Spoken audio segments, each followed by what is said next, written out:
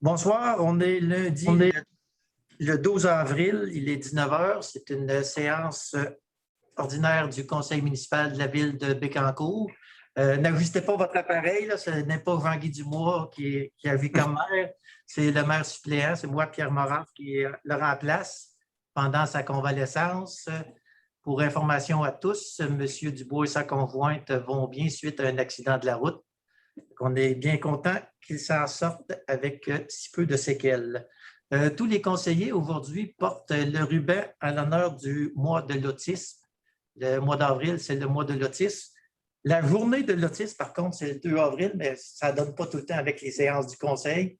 Fait que, par solidarité avec tous les gens qui souffrent d'autisme, et que c'est une bonne cause, tous les membres du conseil portent le ruban de l'autisme. Sur ce, je vous souhaite une bonne soirée. L'ordre du jour va être modifié quelque peu. Il y a les points 16.3, 16.4 et 35 qui sont retirés. Puis, juste un petit rappel, si le vote n'est pas demandé, bien, les résolutions sont considérées adoptées à l'unanimité. Ça prendrait quelqu'un pour proposer l'adoption de l'ordre du jour. Mario Gagné. Merci, M. Gagné.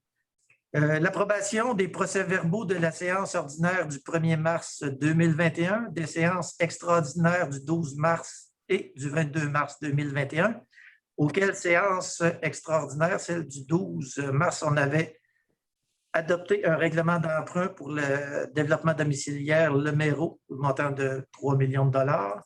Puis pour la rencontre du 22 mars, les sujets, mais c'était l'embauche d'un employé temporaire, et l'adoption de grilles de pondération pour des achats de services professionnels.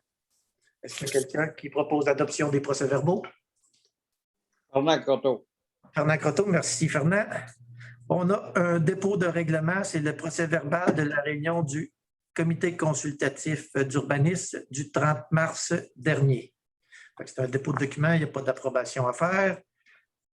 On va passer au domaine des finances. On a au point 4 l'approbation de la liste des chèques à ratifier et des comptes à payer au montant de 1 455 000 $ et des poussières. Est-ce qu'il y a quelqu'un qui propose l'adoption de la liste de chèques? Mario Gagné. Mario, M. Gagné. Bon. Maintenant, on a 3 manœuvres comptables à approuver. On a le transfert d'un surplus accumulé affecté au surplus accumulé non affecté au 31 décembre 2020 au montant de 71 762,95 $. Ça, c'est des projets qui ont été réalisés ou pas réalisés, dont l'argent avait été budgété. Fait qu'il reste des surplus. C'est le fun. On envoie ça dans nos surplus accumulés non affectés qu'on pourra utiliser ultérieurement. Est-ce qu'il y a quelqu'un qui propose le transfert? Raymond Saint-Onge. Merci, M. Saint-Onge. Une autre manœuvre, c'est l'affectation au surplus affecté au 31 décembre 2020 pour des dépenses d'investissement non reliées en 2020 à financer par le surplus accumulé non affecté au 31 décembre 2019 au montant de 941 782,46 $. Quelqu'un pour approuver? Denis Bouligny. Merci, M. Bouligny. Et le dernier point de ce dossier-là, ce sont les dépenses d'investissement et de fonctionnement à financer à même le budget de fonctionnement 2020 au montant de 551 589,75 $. Quelqu'un pour approuver? Denis Bouligny. Denis Bouligny. Un petit point aussi au début, j'ai oublié de dire que Mme Pratt n'était pas présente au début de la rencontre. Par contre, elle va se joindre à nous. Là, elle avait un petit retard dans son horaire. Le point 8, une demande au ministère des Transports. C'est une reddition de compte pour les travaux qui sont faits à la voirie. Des travaux, on en fait pour plusieurs millions de dollars par année. Et en 2020, le ministère des Transports nous octroierait un montant de 453 000 $ pour les travaux qui ont été réalisés en 2020. C'est pour... prendrait quelqu'un pour proposer la demande au ministère des Transports du Québec. Raymond Saint-Onge. Raymond Saint-Onge, merci Raymond. Le point suivant, c'est l'entente avec la MRC de Bécancour concernant la compensation pour les services municipaux sur l'immeuble occupé par la Sûreté du Québec. La Sûreté du Québec occupe des locaux dans le secteur Gentil qui sont propriété de la MRC. Il y avait une entente qui datait de 20 ans entre la MRC et la Ville de Bécancour. L'entente a été renouvelée pour que l'évaluation du bâtiment soit la base de paiement à la Ville de Bécancour. Par contre, là-dedans, il faut bien penser que la Ville paye les 2 tiers de la facture. Ça va nous revenir 1 tiers de la nouvelle évaluation. Est-ce qu'il y a quelqu'un qui propose l'adoption de l'entente avec la MRC? Raymond Saint-Onge. Vas-y, Fab. Monsieur Saint-Onge, merci beaucoup. L'Office municipal d'habitation de la Ville de Bécancour. Il y a des vérifications comptables qui ont été faites pour des années passées et on s'est aperçu qu'il y avait eu des écarts entre les montants anticipés et les montants remis par la Ville à l'Office municipal d'habitation. On parle ici d'un montant d'environ 45 000 $ depuis 2011. Ce dossier-là, on va aussi régulariser l'année 2019. Pour l'année 2020, on va voir ce qui va arriver suite au dépôt des états financiers de l'Office municipal d'habitation. Et ça va être la même chose pour l'année 2021. C'est une résolution pour régulariser la situation avec l'OMH. Fernand Croteau. Merci, M. Croteau. Point suivant, sécurité incendie. En 2015, il y a un projet pilote qui consistait à fournir des gyrophares verts aux pompiers volontaires pour leur permettre de circuler plus facilement en cas d'alarme d'incendie où leur service était requis. Ça, c'est pour les véhicules personnels là, des pompiers volontaires. Le projet pilote n'est plus un projet pilote, c'est devenu un vrai projet et ça fonctionne. Fait que, ce qu'on a besoin, c'est d'une résolution pour que nos pompiers volontaires puissent utiliser les feux verts clignotants.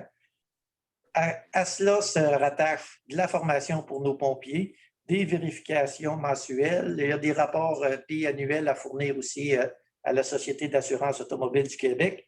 Et ça fait le bonheur de nos pompiers d'avoir de tels feux clignotants sur leur véhicule.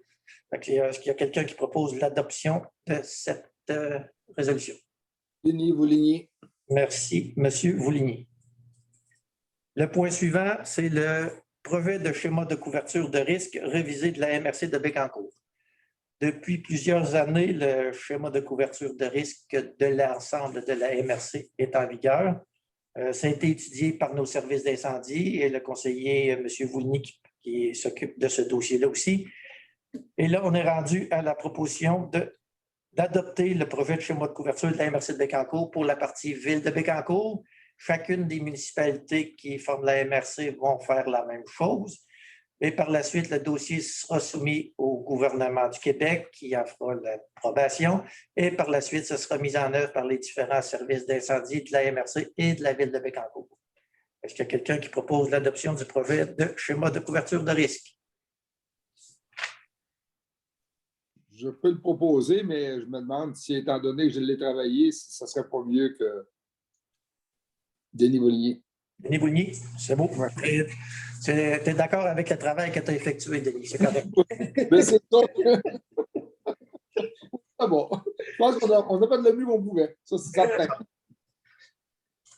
Service à la communauté. On a une entente intermunicipale avec la ville de Nicolet relativement à l'utilisation de la piscine du centre sportif de l'École nationale de police du Québec. Cette entente, ça permet aux citoyens de la ville de Bécancour d'avoir la même priorité de réservation que les citoyens de la ville de Nicolet pour la piscine qui est située à l'Institut de police. Est-ce qu'il y a quelqu'un qui propose l'adoption de l'entente? Mario Gagné. Mario Gagné. Merci, M. Gagné. Le point suivant, c'est l'adoption d'une charte municipale pour la protection de l'enfant. C'est une initiative de la municipalité de Fortierville. Ça fait suite au 100e anniversaire d'Aurore Gagnon et la petite Aurore, l'enfant martyr. C'est une charte qui vise à mettre de l'avant des mesures permettent à nos enfants de s'épanouir en toute sécurité dans nos milieux, de leur donner droit de parole et de s'occuper de leurs besoins. Avec notre politique familiale, il y a déjà beaucoup de ces points-là qui sont couverts. Fait que ça ne vise qu'à joindre ce qui se fait dans plusieurs municipalités de façon un peu plus formelle. Est-ce qu'il y a quelqu'un qui propose l'adoption de la Charte municipale pour la protection? Madame Pratt? Raymond Saint-Onge. L'été s'en vient. Quand l'été s'en vient, bien, il y a des services de garde pour les parcs, pour les enfants de la ville de Bécancour. Fait que cette année encore, il faut procéder à l'embauche d'étudiants. Il y en a 27 présentement qui sont sur notre liste d'embauche. Il y a 20 anciens qui reviennent. On a 7 nouveaux employés qui viennent en majeure partie de la ville de Bécancour. Est-ce qu'il y a quelqu'un qui propose l'embauche des étudiants? Propose Carmen Pratt. Carmen, merci beaucoup. Aux travaux publics, soumission et octroi de contrat. On a l'achat d'une pelle mécanique qui était demandée par nos travaux publics, qui faisait partie de nos prévisions budgétaires pour 2020. Fait que le but, c'est d'accorder le contrat à équipement SMS pour le montant de 198 791 $.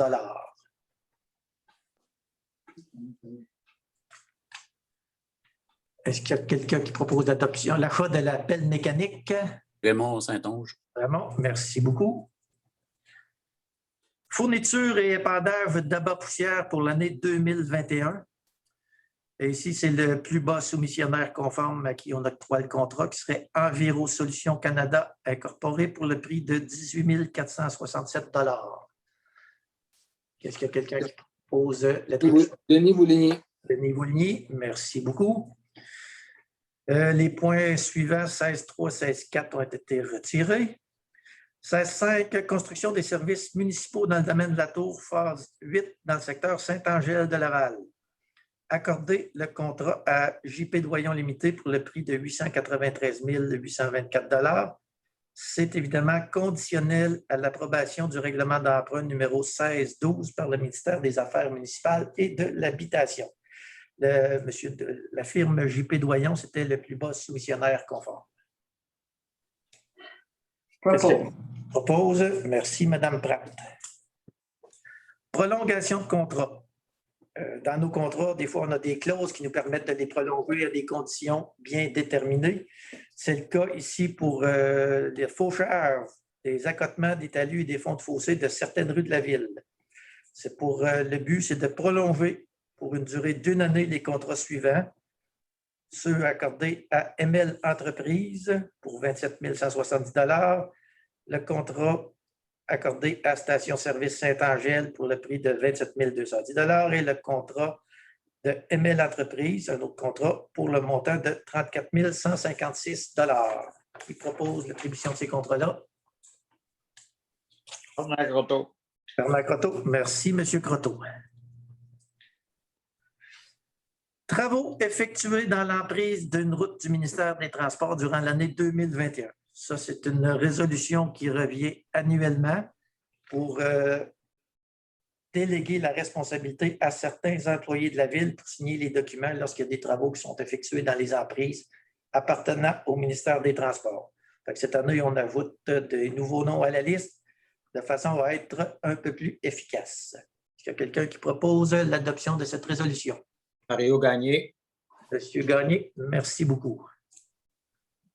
Une autre demande au MTQ, c'est le remplacement du pont P05264 qui est situé sur le chemin des Bouvreuils au-dessus du ruisseau Massé, qui serait dans le secteur Sainte-Gertrude.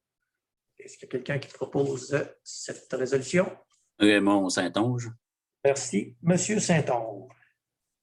Du côté de l'urbanisme, on a quelques dérogations mineures à approuver. La première, c'est celle de M. Richard McKinnon sur le plateau Laval. C'est pour la construction d'un garage privé détaché du bâtiment principal pour avoir une superficie de 85 mètres carrés au lieu du 80 mètres carrés. C'était regardé par le comité consultatif d'urbanisme et il n'y a aucune clause particulière, c'est conforme aux orientations habituelles du CCI. Il y a quelqu'un qui propose l'adoption de la dérogation mineure de M. McKinnon. Thomas Grotto. Merci, M. Croteau. La suivante, c'est pour M. Benoît Carrier, qui, lui, veut se construire un garage d'une superficie de 184 mètres carrés au lieu du 111,5 mètres carrés. Là, si les garages sont plus grands, c'est parce qu'on est en zone agricole. Et il y a aussi une deuxième condition, qui est une hauteur mesurée au fait du toit de 8,84 mètres au lieu de 7,5 mètres. Est-ce qu'il y a quelqu'un qui propose l'approbation de cette dérogation mineure? Mont-Saint-Onge. M. Saint-Onge. La prochaine, c'est pour M. Nicolas Terrier, qui, lui aussi, veut se construire un garage un peu plus grand que le 80 mètres carrés, soit 93 mètres carrés. Et le CCU est encore en accord avec cette demande de dérogation mineure. Est-ce qu'il y a quelqu'un qui propose l'adoption? Mario Gagné. Merci, M. Gagné. La prochaine, c'est dans la SPIB. C'est une demande de dérogation mineure pour l'aménagement d'une entrée charretière d'une largeur d'environ 20 mètres au lieu de 11 mètres. C'était regardé aussi par notre CCU. Il y a des conditions qui se rattachent à cette dérogation mineure, soit que l'entretien de la tuyauterie qui est installée doit être fait annuellement et enlever l'entrée charretière qui est inutile. Est-ce qu'il y a quelqu'un qui propose l'adoption de cette dérogation mineure? Denis Vouligny. Merci, M. Vouligny. La prochaine est à Bécancour. C'est une demande pour la construction d'un bâtiment agricole pour avoir une marge latérale au nord de 0,6 mètres au lieu du 5 mètres habituel. C'est un remplacement de bâtiment existant. Le CCU a signifié d'aviser le demandeur que le débord de toit, même si on est à 0,6 mètres de la ligne, doit être à 45 cm de la ligne de terrain aussi. Ça fait partie des conditions rattachées à cette demande. Est-ce qu'il y a quelqu'un qui propose l'adoption de la dérogation mineure de M. Arsenault? Merci, M. Croteau. Oui. La demande suivante, c'est une dérogation mineure sur l'avenue Poliquet dans le secteur Bécancour. C'est l'agrandissement du bâtiment principal pour avoir une marge latérale droite au nord de 1,7 mètres au lieu de 2 mètres et une marge latérale gauche au sud de 1,8 mètres au lieu du 2 mètres et une marge latérale totale de 3,5 mètres au lieu du 4 mètres. La demande du CCU, la condition du CCU, c'est d'avoir un plan d'architecte qui est requis pour la réalisation de ce dossier, qui est, en fin de compte, la transformation d'une galerie en solarium. Est-ce qu'il y a quelqu'un qui propose l'adoption de cette dérogation mineure? Propose. Fernand, M. Croteau, merci. Oui. Une autre dérogation mineure dans le secteur de Bécancour, c'est la construction d'un garage attenant à la résidence unifamiliale jumelé pour avoir une marge latérale totale de 1,6 mètres au lieu du 3,5 mètres. Ce que la condition rattachée à cette dérogation mineure, c'est comme la marge latérale ne permet pas la circulation de véhicules, c'est qu'en plus de la porte de garage qui est installée à l'avant, mais qui en est une installée à l'arrière pour permettre la circulation de véhicules sur la propriété du demandeur. Est-ce qu'il y a quelqu'un qui propose l'adoption de cette dérogation mineure? Raymond Saint-Onge. Merci, M. Saint-Onge. À cause de la pandémie, nos façons de faire changent un peu. On a un remplacement de la procédure par une consultation écrite de 15 jours pour les demandes de dérogation mineure suivantes. Géomatique BLP Arpenteur pour M. Vasseur sur la rue de Monseigneur de Laval. La même firme pour Mme Caroline Robitaille-Kessy et Thierry Douville sur la rue Damas-Saint-Arnaud. Au vu du bord, Arpenteur géomètre pour Mme Madeleine Beaupré sur le boulevard du Parc industriel. M. Stéphane Baudet à Gentilly et M. Alain Boisvert aussi à Gentilly sur le chemin des Milans. Ça prend quelqu'un qui propose l'adoption du remplacement de la procédure par une consultation écrite de 15 jours pour les demandes qui viennent d'être énumérées. Denis Vouligny. Merci, M. Vouligny. Demande à la CPTAQ, le ministère des Transports. Bon, le ministère des Transports et demande à la CPTAQ. Tantôt, au point 19, on a parlé d'un pont là, sur le ruisseau Massé dans le secteur Sainte-Gertrude. Pour la réalisation de ces travaux, le ministère des Transports demande à la CPTAQ l'autorisation d'acquérir de M. Pascal Saint-Onge et d'utiliser à une fin autre que l'agriculture une partie de 3 lots du cadastre du Québec afin de construire les accès et les aires de travaux nécessaires à la réalisation de la reconstruction du pont P05264 à Sainte-Gertrude. Qu'est-ce qu'il y a quelqu'un qui propose cette demande du ministère des Transports? Bernard Croteau. Merci, M. Croteau. Bon, on a des demandes de modification de zonage pour autoriser. Là, on va avoir 2 résolutions. Une, c'est la modification du règlement 1640 qui concerne le plan d'urbanisme afin d'autoriser les piscicultures et ses activités de transformation à l'intérieur de l'affectation industrielle, secteur Gentilly et Bécancour. J'ai besoin de quelqu'un pour l'avis de motion et l'adoption du projet de règlement. Mario Gagné. Merci, M. Gagné. Bon. Quand on modifie notre plan d'urbanisme, il faut aussi modifier notre règlement de zonage afin d'autoriser les piscicultures et les activités de transformation dans certaines zones, secteur Gentilly et Bécancour. J'aurais besoin de quelqu'un pour l'avis de motion et l'adoption du projet de règlement. Raymond Saint-Onge. Merci, M. Saint-Onge.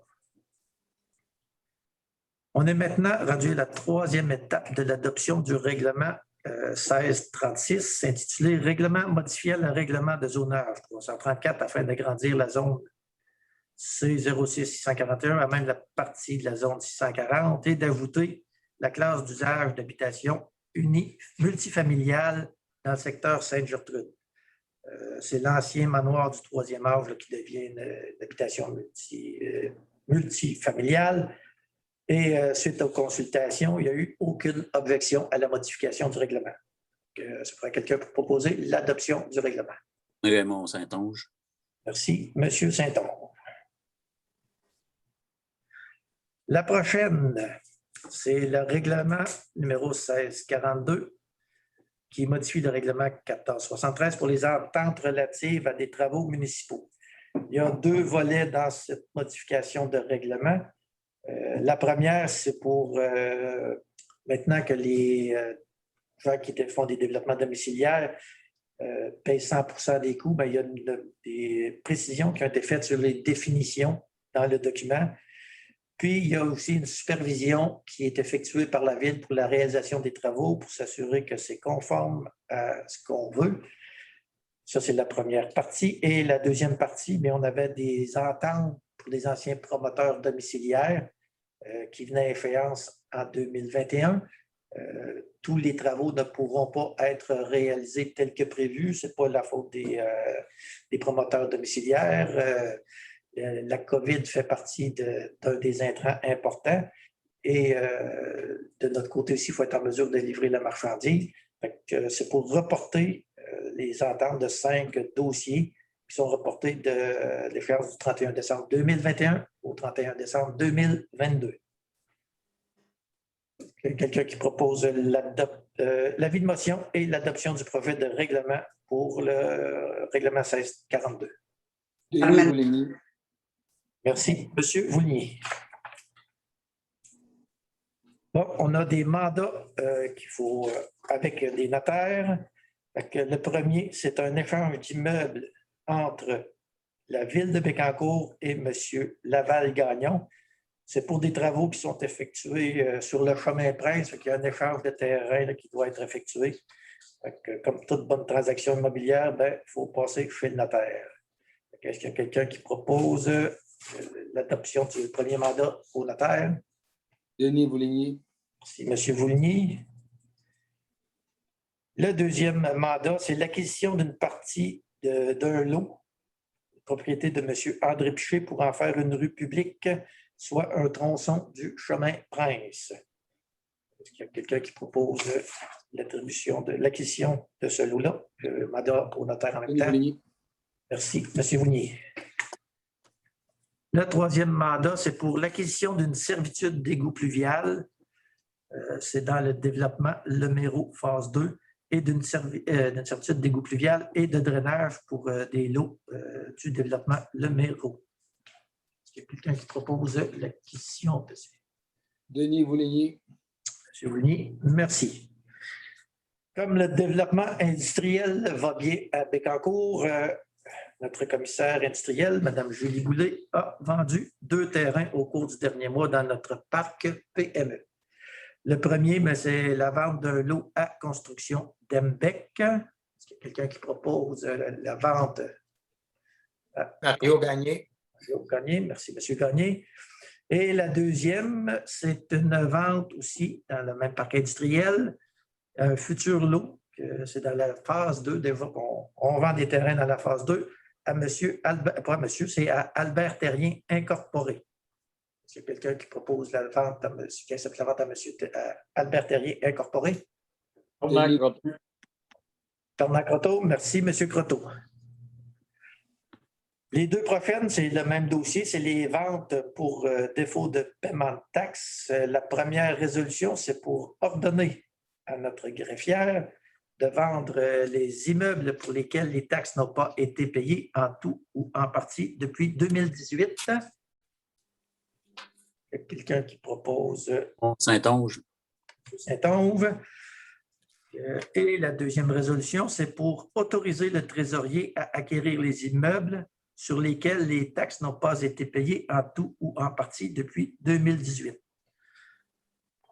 Il y a quelqu'un qui propose cette autorisation à notre trésorier. Je propose Carmen Pratt. Merci, Mme Pratt. Reconduction du contrat d'assurance. C'est pour la ville de Bécancour, évidemment, comme plein du monde, on a des assurances. Et ici, ce qu'on veut reconduire, c'est l'assurance en cas de décès et de mutilation accidentelle des pompiers, des premiers répondants et des brigadiers scolaires. C'est au montant de un peu plus de 5 100 $. Denis Voligny. Merci, M. Voligny. La deuxième, c'est un octroi de contrat. C'est une assurance remboursement de frais juridiques relatif à la responsabilité pénale découlant d'un accident de travail, qui découle communément appelée la loi C-21. C'est un montant de un peu plus de 2 000 $. Ça vise à rembourser nos frais si jamais la ville ou ses officiers étaient poursuivis en justice. Est-ce qu'il y a quelqu'un qui propose l'octroi du contrat? Bernard Croteau. Merci, Fernand. La ville de Bécancour fournit de l'eau à plusieurs municipalités, soit Sainte-Marie-de-Blandford, Sainte-Monique, le village Saint-Célestin et avec la Première Nation des Abénaquis de Wolinak. C'est de signer une entente avec ces gens-là pour leur fournir de l'eau potable, de l'eau 5 étoiles, fournie par la ville de Bécancour. Et la nouveauté qu'on a dans notre entente, c'est que si la ville de Bécancour émet des restrictions d'utilisation d'eau potable, les municipalités desservies par la ville de Bécancour devront adopter les mêmes restrictions. Qui propose l'adoption des ententes intermunicipales pour l'eau potable? Saint-Onge. Merci, M. Saint-Onge. Quand on dit que ça bouge à Bécancour, ça bouge. À Sainte-Gertrude, le complexe industriel là, sur la rue des Fateniers a été vendu. Dans notre fonds de développement, on avait une particularité cette année, c'était qu'il y avait une enveloppe de 150 000 $ pour des projets qui visaient la revitalisation du parc des Fateniers. Donc, selon, il y a des ententes qui ont été prises avec le commissaire industriel, d'Yves. C'est pour autoriser les versements à groupe au complexe Multico selon l'entente convenue.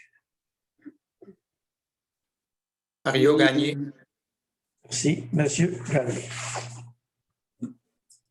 À la direction générale, maintenant, on a la nomination de représentants pour siéger au conseil d'administration du Fonds de soutien du Centre du Québec. La personne qui était choisie pour représenter la ville de Bécancour, c'est notre commissaire Julie Boulet. Est-ce qu'il y a quelqu'un qui propose la nomination de Mme Boulet sur le conseil d'administration du Fonds de soutien du Centre du Québec? Propose. Propose Mme Pratt. Merci beaucoup. Bon, la suivante, c'est suite à un accident mortel il y a quelques semaines là, sur l'autoroute 30. Ce qu'on demande au ministère des Transports, c'est d'évaluer la sécurité sur l'autoroute 30, principalement dans le secteur du parc industriel où se trouve une voie ferrée. Le ministère est déjà au courant, là, ils ont été avisés qu'une telle demande arriverait. Oui, ça fait quelques semaines, mais ça prend des résolutions adoptées en conseil pour. C'est le moyen de communication avec le ministère des Transports. Ça prend quelqu'un pour approuver la demande d'évaluation de la sécurité de l'autoroute 30. Denis Vouligny. Merci, M. Vouligny. On est rendu au point d'hiver. Il n'y avait rien à ajouter. Période d'intervention des membres du conseil. C'est moi qui parle depuis plus d'une demi-heure. C'est à votre tour maintenant. Je vous laisse la parole.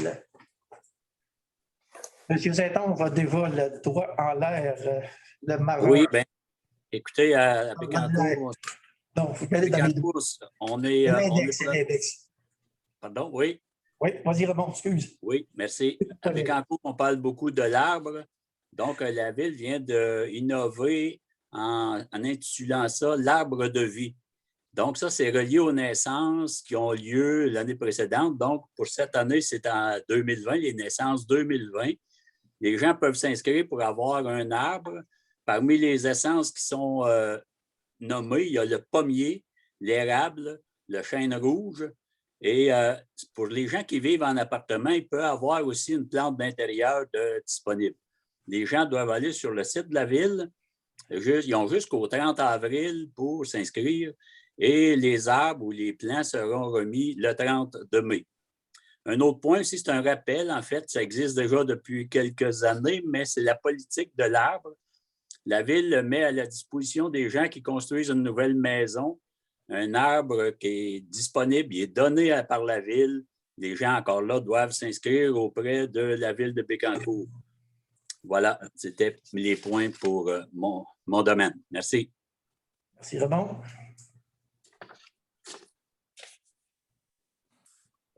Moi, je veux. OK. Vas-y, Carmen. Écoutez, je veux m'excuser de mon retard. J'avais un petit rendez-vous, puis ça a été plus long que prévu. Alors, j'ai été un petit peu en retard pour la réunion. Je m'en excuse. Je veux dire que, le prochain rendez-vous à CKBN, ça va être à mon tour. Alors, j'espère que vous serez indulgents. Ça fait un bon bout de temps que je ne suis pas allée. Alors, ça va être à mon tour à dire un petit mot à CKBN. Voilà. Bonne fin de journée. Merci, Carmen. Monsieur Gagné. Félicitations, M. Moras. Vous faites bien ça. Oui. Ça évite de pas en prendre une habitude. J'en profite aussi pour souligner le départ de Pierre-Michel Auger qui travaillait comme commissaire industriel. Il a fait un job exemplaire à la Ville de Bécancour au niveau de commissaire industriel. Il a laissé pour des raisons probablement que vous connaissez, là. C'est des raisons politiques. Et je souligne la bienvenue à Julie Boulet qui va faire un très bon travail aussi, là. En même temps, je voudrais féliciter l'initiative de notre école à Pressuessant, l'école Bouton d'Or.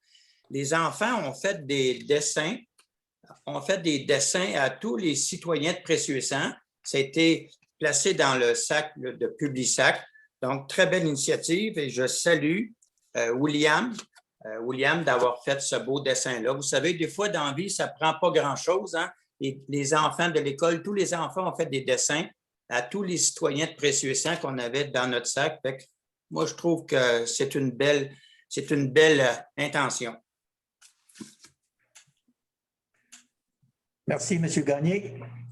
Écoutez, moi, je profite de la situation. C'est ainsi, on sait qu'on a un printemps chaleureux. Hein? On a eu des températures qui ont dépassé des records de température. Donc, ce que ça fait, c'est très sec, très, très sec. Alors, on vous demande de ne pas faire de feu à ciel ouvert pour n'importe quelle raison. N'en faites pas. Si vous avez besoin d'en faire un, vous devez demander une autorisation au service de sécurité incendie. Mais si vous étiez capable d'attendre, ça sera encore beaucoup mieux. C'est très dangereux, vous le savez. Maintenant aussi, en même temps, ça peut faire les ménages sur les terrains et les gens ont des encombrants là, comme des branches ou des feuilles. Et écoutez, comme de raison à la régie, ben, quand on cédule nos ouvertures d'éco-centre, ben, on ne sait pas quel printemps on va avoir. Donc, ce n'est pas prêt pour le moment. Ce n'est pas ouvert, à part que le samedi chez Air Québec présentement, quand je parle pour la ville de Bécancour. Ça va être ouvert le 27 avril là, pour la saison estivale. Alors, j'invite les gens à aller visiter le site de la régie pour connaître tout l'horaire et pour connaître les dates de mise en service des services éco-centres. En même temps, pour les poubelles, vous savez que maintenant, ça va être une collecte pour 2 semaines pour la récupération et la poubelle. Donc, vous avez peut-être un changement à faire, puis c'est très facile. Entre autres, je vais prendre des bacs bleus. Bien, défaites vos boîtes, écrasez-les, puis vous allez voir que ça va rentrer. Là. Ne vous en faites pas. C'est fait ailleurs, puis ça va bien. Alors, je pense que nous autres aussi, ça va bien aller. Mais ça vous demande un petit effort supplémentaire, un changement que vous êtes capable de faire pour votre bien à vous autres. C'est la régie qui a adopté les budgets à conséquence. Alors, c'est une question aussi financière dans cette situation-là. Et il faut toujours penser de réduire nos poubelles. Alors voilà, merci beaucoup de votre collaboration. Merci, M. Voulnier. M. Croteau, le mot de la fin. Pour les citoyens qui se sont inquiétés, l'année passée, on a tout bien été traîneux un peu pour balayer nos rues, là, mais cette année, ça devrait commencer plus bonne heure.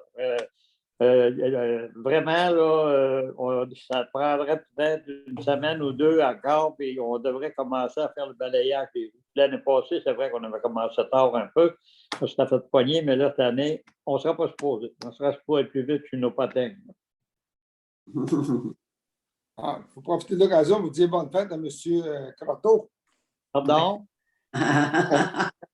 J'annonce que c'est votre fête aujourd'hui, M. Croteau. Alors, Ça arrive une fois par année.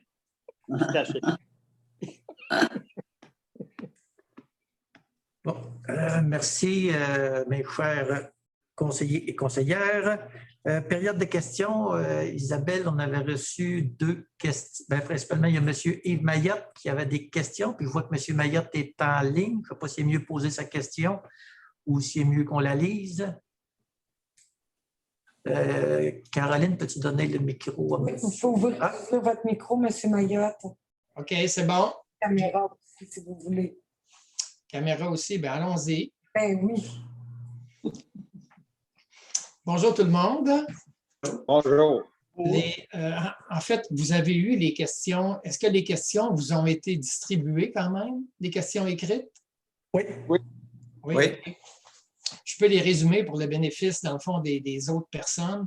C'est 3 assez courtes questions, même s'il y en a une qui a de l'air volumineuse, là. C'est quand même des questions assez courtes que je présente, mais au nom du Comité de citoyens responsables de Bécancour. Nous, on est un organisme chien de garde contre l'industrie du gaz de schiste, pour laquelle on sait qu'il y a des industries qui continuent toujours d'essayer de grenouiller pour venir trouver un moyen mettre un gros pied dans une porte pour finir par avoir la possibilité d'exploiter dans la vallée du Saint-Laurent. Et on a découvert, on vous a fait passer un document écrit aussi à cet effet-là, avec ce qu'on a découvert dans un rapport d'un comité de suivi d'une des gazières, la compagnie Ressources Utica, que cette compagnie-là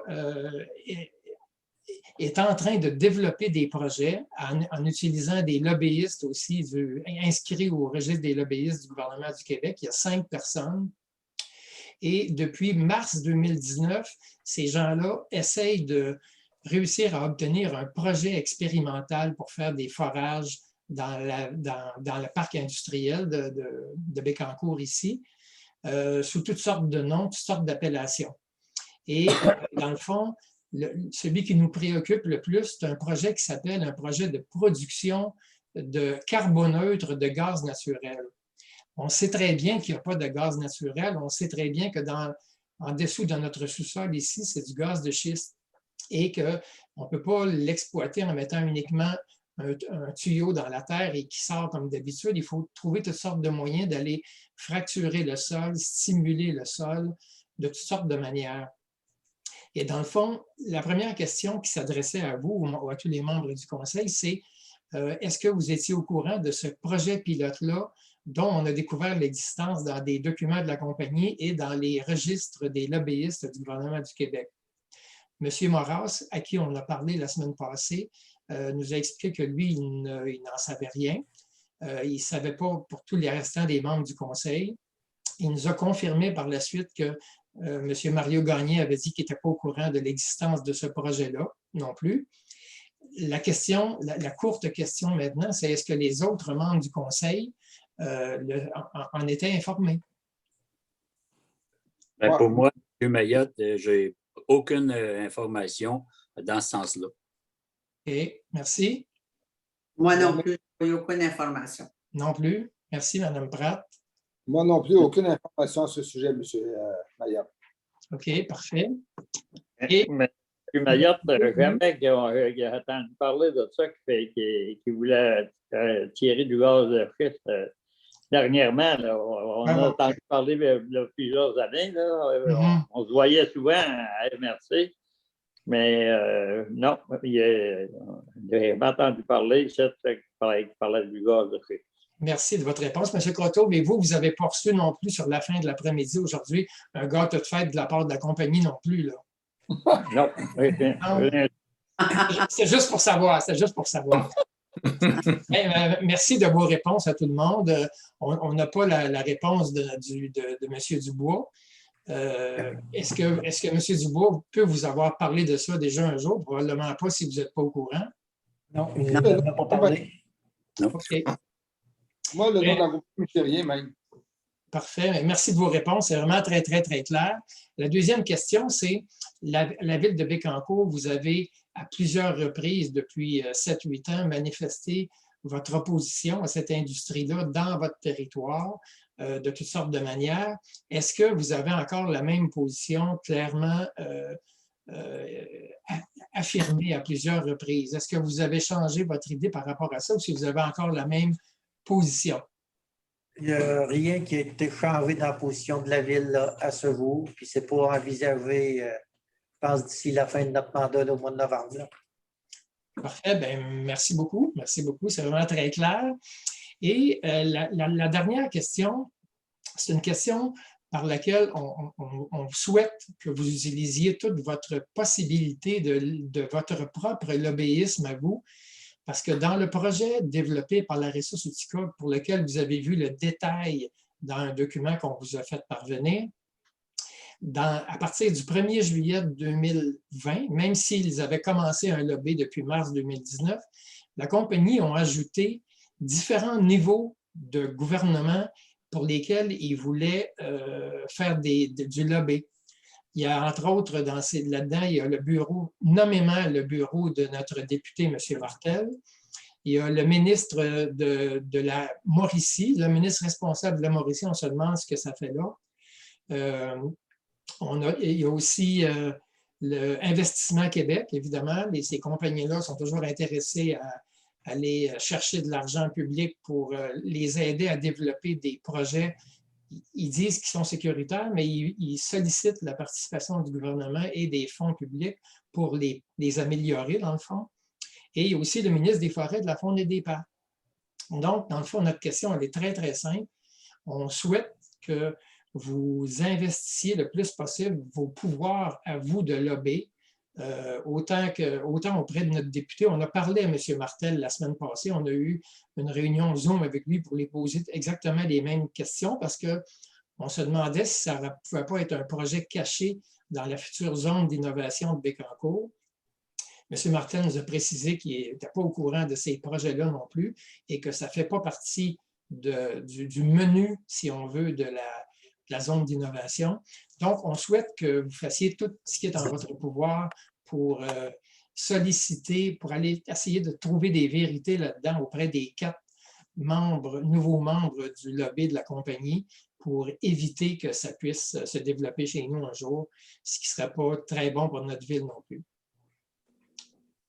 Je dirais, on va demeurer à l'affût des informations, là, puis à la lueur de l'avancement des projets ou des annonces des projets, bien, on réagira en conséquence à ce moment-là. Là.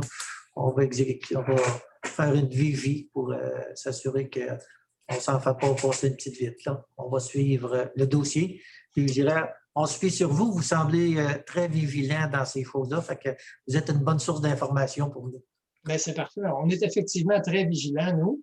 Et puis, on se souvient, je vous remercie de l'offre que vous nous faites dans le fond, parce que ça veut dire que ça continue. On vous avait déjà sollicité à l'été 2018, quelque chose comme ça, où j'avais posé une question semblable à tout le conseil, au directeur général et au maire, pour poser le même genre de questions, s'il y avait des gazières qui étaient venus faire du lobby, de la sollicitation.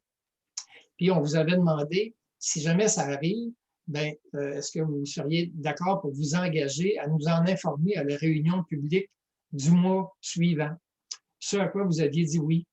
Ça fait que, donc, on considère qu'on est encore en équipe ensemble là-dedans, puis que si jamais vous entendez parler ou que vous êtes sollicité, que vous allez nous le faire savoir, puis on continuera à travailler ensemble dans le meilleur intérêt de notre communauté. Certainement. Merci beaucoup. On n'a rien à cacher, fait que si on a des informations, bien, on vous en fera part quand on le saura. Merci beaucoup. Merci. On a une autre question, Isabelle? Oui, en fait, M. Croteau a répondu, mais par transparence, en fait, on a reçu une question de Mme Jolene Paquette, en fait, qui nous demandait là, quand le nettoyage des rues allait débuter cette année. Donc, la position, c'est que ça devrait débuter au courant de la semaine prochaine et s'échelonner sur 21 jours. Donc, ça s'en vient. Donc, il faut être patient un petit peu, mais ça s'en vient bientôt. Ça va commencer, mais tout ne sera pas fait en même temps. On a une grande ville, fait qu'on a bien du sable à ramasser. On en a pour 3 semaines.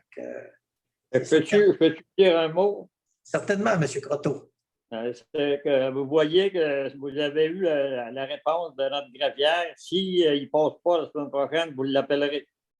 Ah, s'ils ne passent pas, non, la semaine prochaine, ils vont passer à quelque part. C'est ça. Ça devrait débuter. C'est ça. Ils commencent à quelque part, ça ne sera pas partout.